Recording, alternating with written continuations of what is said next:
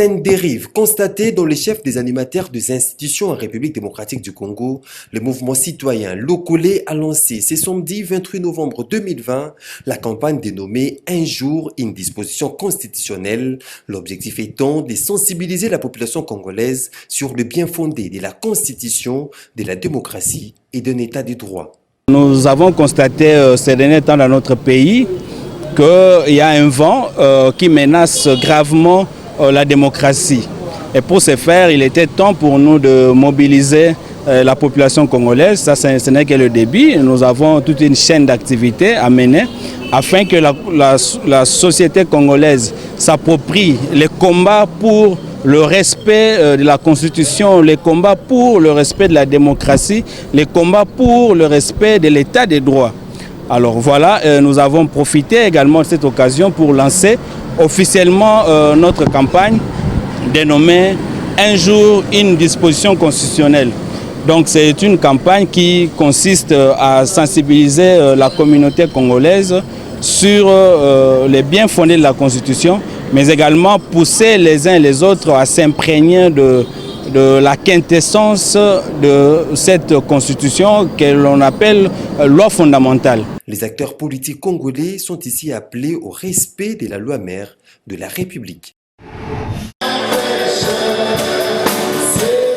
Ils étaient au nombre de 7 les étudiants de l'Institut supérieur théologique Bout à recevoir les grades académiques du premier cycle en sciences théologiques et informatiques de gestion. Une cérémonie bon enfant organisée dans l'enceinte même de cet établissement académique dans la commune de Lemba. Dans son mot, M. Stéphane Chamala Kandé, directeur général de l'ISTB, est revenu sur les difficultés qui ont caractérisé cette année qui s'achève, difficultés dues essentiellement à la pandémie des coronavirus. Cette année académique 2019-2020 a connu un temps d'interruption due au Covid-19, qui est une pandémie qui a paralysé toutes les activités pendant plus ou moins 6 mois et que l'ISTB-IPPB n'a pas été épargné. Toutefois, il est à signaler que suite à cette situation, nous avons connu une baisse sensible des effectifs en théologie, tout comme en informatique de gestion. L'une des lauréats loue ici les travaux du corps académique et professoral, travail dont les résultats se matérialisent en ce jour.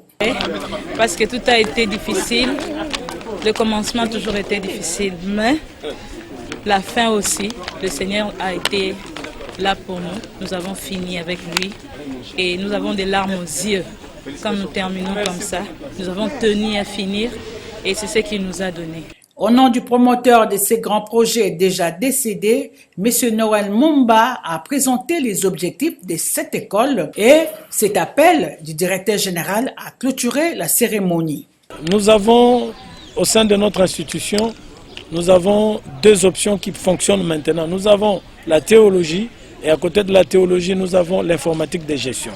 Il est bien vrai que nous voulons ne pas nous arrêter là. L'année prochaine déjà, nous allons lancer la section sciences de santé pour permettre à ce que nous ayons beaucoup d'agents qui vont s'occuper de la santé et du bien-être de nos populations. La RDC à l'entrée de la deuxième vague du coronavirus, c'est le coordonnateur du secrétariat technique de la riposte qui l'a affirmé. Le professeur Jean-Jacques Mouyembe lit cette hypothèse à la montée exponentielle du nouveau cas confirmé enregistré ces derniers jours. Il a dit au cours d'une conférence de presse animée jeudi à Kinshasa. Je le dis avec force, certaines chaînes de télévision, des radios, qui continuent à méconnaître la présence de cette pandémie, ce sont pour moi des criminels que nous devons dénoncer publiquement. Ce virologue congolais qui s'inquiète du relâchement des gestes barrières au sein de la communauté appelle la population au respect des différentes mesures édictées pour limiter cette deuxième vague qui sera plus meurtrière que la première. Et bientôt, c'est la fête de Noël. bientôt c'est la fête, n'est-ce pas, de Nouvel An. Ce sont là deux occasions qui vont également favoriser la transmission du virus dans nos communautés.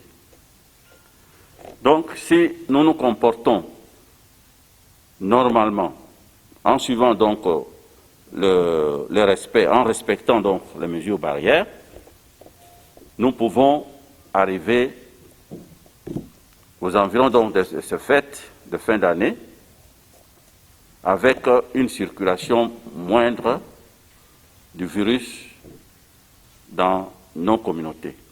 C'est en respectant donc les gestes barrières que nous avons toujours énoncés.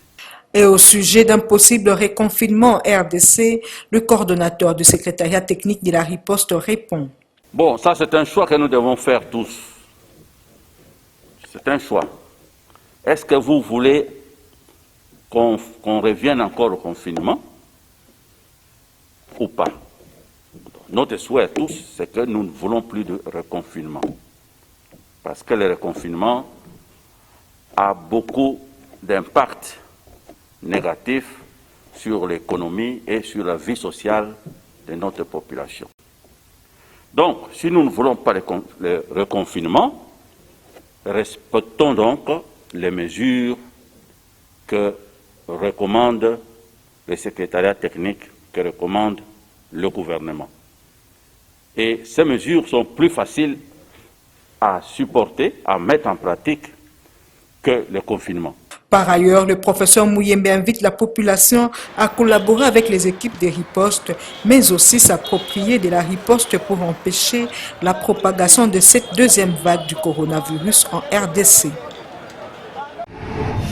Quelques jours après la clôture des consultations nationales initiées par le chef de l'État Félix Antoine Tshisekedi Tshilombo en faveur de la création de l'Union sacrée pour la République qui doit devoir accompagner l'action gouvernementale, les avis des uns et des autres restent partagés quant à l'aboutissement heureux de ces assises.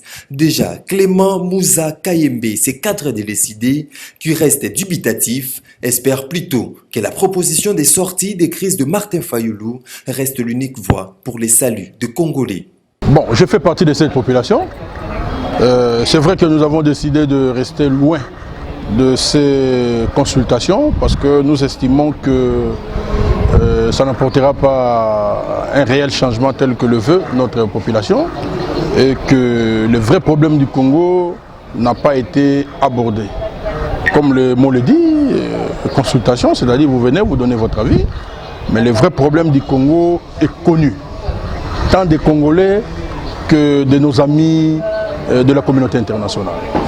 Ce sont les élections qui se sont très mal déroulées en République démocratique du Congo qui aujourd'hui a engendré cette crise multiforme où rien ne marche au pays, même le conseil des ministres ne se tient plus.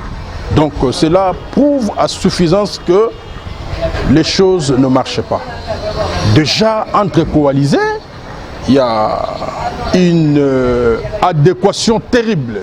Voilà pourquoi nous nous tenons à la proposition de sortie de crise telle que proposée par M. Martin Fayoulou, que nous puissions discuter et que les réformes soient faites pour que finalement le pays puisse être décollé et que nous puissions retourner chez le souverain primaire que nous appelons les peuples, pour que sa souveraineté soit rétablie. Notez par ailleurs qu'après compilation des mémorandas reçus de différents intermédiaires, le chef de l'État s'adressera à la nation pour leur faire part de ses décisions. Nous voici au terme de ces consultations initiées par Monsieur le Président de la République le lundi 2 novembre dernier. L'objectif était de fédérer l'ensemble des forces politiques et sociales du pays autour d'une vision commune de gouvernance qualifiée d'union sacrée de la nation pour garantir un mieux-être social consolidé en faveur de la population congolaise. le président de la République a invité un large éventail de ses concitoyens, au nombre desquels les forces politiques et sociales dans toute leur diversité. Le chef de l'État a reçu personnellement et sans intermédiaire ces différents interlocuteurs en leur accordant une attention soutenue. Dès ce soir, nous entrons dans la phase de compilation des mémorandas déposés par les invités.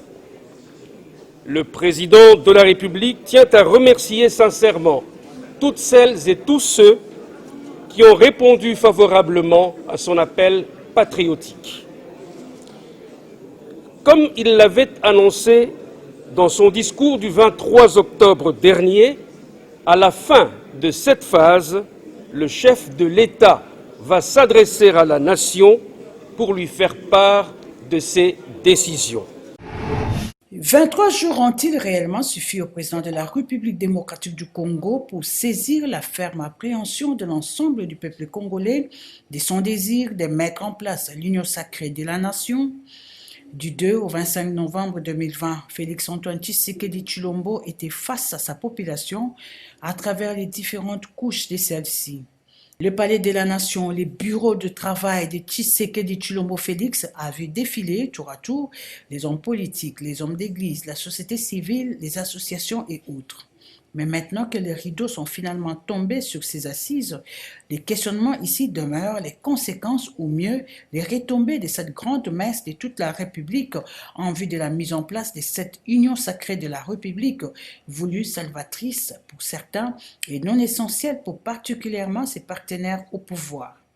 Ce qui est certain est que pour la plupart des conviés du chef de l'État, les divorces déjà consommés entre les deux forces au pouvoir à l'issue des élections de 2018 devaient être constatés et déclarés sur la place publique dans le seul but de sauver la nation. Des assises ornées par la présence de Jean-Pierre Bemba, président national du Mouvement de libération du Congo, un véritable fils du pays qui se déclare disposé à mettre la main dans la pâte quant à l'intérêt général de la population. J'ai vraiment pas de déclaration à faire. C'est très gentil, je vous remercie en tout cas. Tout s'est bien passé, mais j'ai pas de déclaration à faire. Je dois reprendre l'avion maintenant là. Mais ça a été merci cordial, bien. Ça a été très cordial. Okay. Merci bien. Merci. Et vous saluez cette initiative? Absolument, absolument. Et vous soutenez l'union sacrée? Absolument. Je soutiens en tout cas tout dialogue entre les Congolais. Il n'y a pas de problème. Absolument, je ne sais pas. C'est possible. Moïse Katumbi Tchapoué qui arrive à Kinshasa après plusieurs moments d'exil et dont les partis politiques Ensemble pour la République a bénéficié de l'agrément auprès du ministère de l'Intérieur et Affaires coutumières, ne cache son intention de faire route avec Félix. De son côté, l'engagement citoyen pour le développement SID de Martin Fayulu a rejeté l'invitation de Félix Tshisekedi tout en insistant sur la prise en compte de sa proposition de sortie de crise dont, à en croire cette formation politique, l'actuel chef de l'État reste et demeure les nœuds du problème parce que souffrant du manque de légitimité. Le Front commun pour le Congo, FCC, qui a décliné l'invitation du chef de l'État à la dernière minute, dit ne prêter l'oreille que dans le cadre de la coalition FCC-Cash. Dans cette atmosphère politique, le peuple trouvera-t-il réellement de l'espace? Que le ciel nous entende. Le projet de loi de finances exercice 2021 a été déposé ce mercredi 25 novembre 2020 au bureau de l'Assemblée provinciale de Kinshasa par le gouverneur de la ville de Kinshasa, Jean-Tini Ngobila Mbaka.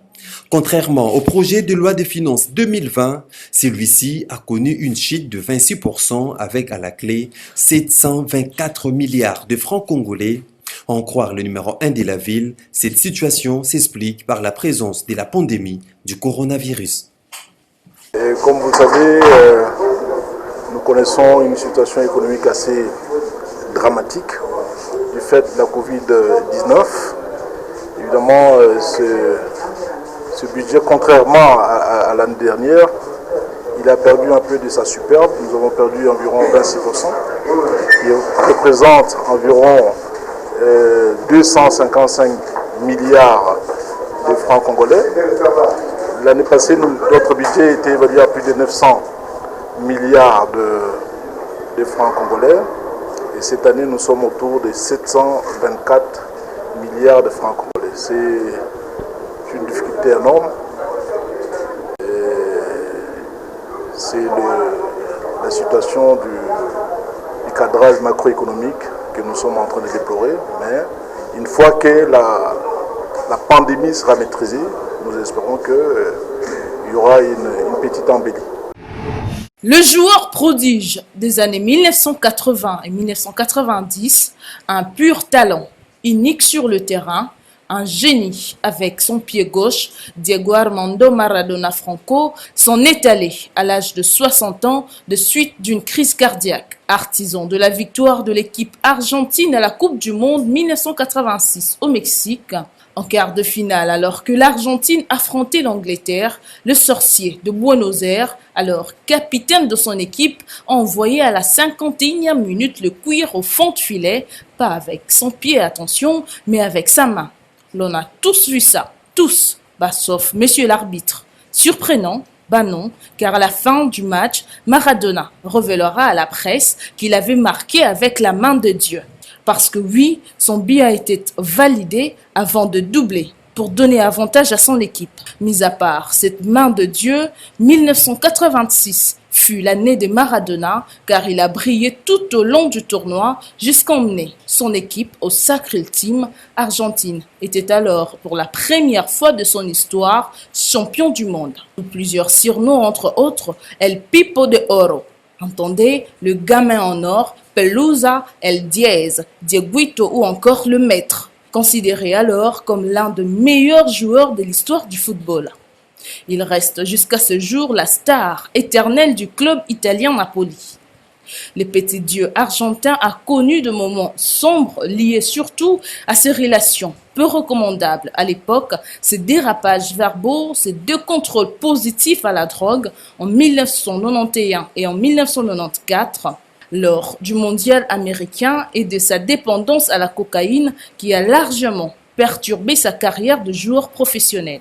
Maradona est né à Lanús, en Argentine, le 30 octobre 1960 et meurt le mercredi 25 novembre 2020 à l'âge de 60 ans. Le milieu offensif argentin a eu un parcours riche. 1982 à 1984 au FC Barcelone, 58 matchs, 38 buts. 1984 à 1991 SS Naples, 250 matchs, 115 buts convertis. Entraîneur, il est nommé sélectionneur de l'équipe nationale argentine le 28 octobre 2008 avec un bilan mitigé.